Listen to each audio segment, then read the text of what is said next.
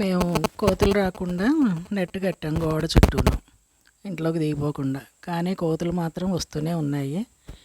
ఇదిగో ఈ నెట్లో పడి ఇలాంటి పాములు, బల్లులు, తొండలు, ఉడతలు ఇరుక్కుంటున్నాయి అన్నమాట. మొన్న ఒక రోజు ఒక పాము, ఈరోజు ఒక పాము.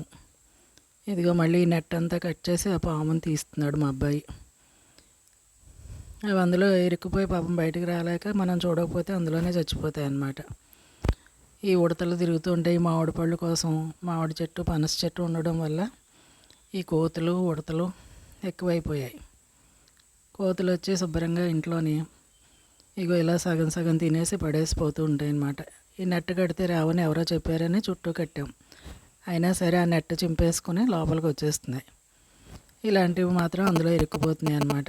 మొన్నగా పాముని తీసాడు. ఇగో ఈరోజు ఇంకో పాము. ఇది చాలా పెద్దది, జెర్రిగొడ్డు. ఇది చాలా పెద్దగా ఉంది, చాలా షైన్ అవుతుంది.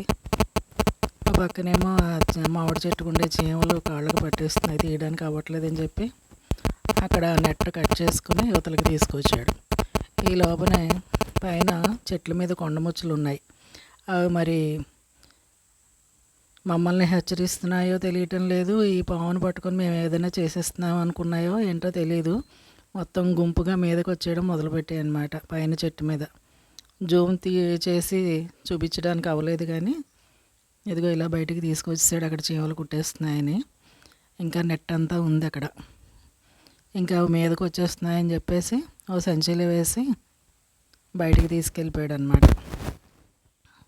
అక్కడ నెట్ కట్ చేసి దాన్ని వదిలేసి వెళ్ళిపోయాడు. అదిగో చూడండి ఎన్ని కొండ ముచ్చులు మీదకి వస్తున్నాయో. నేను జూమ్ చేయలేదు అక్కడ.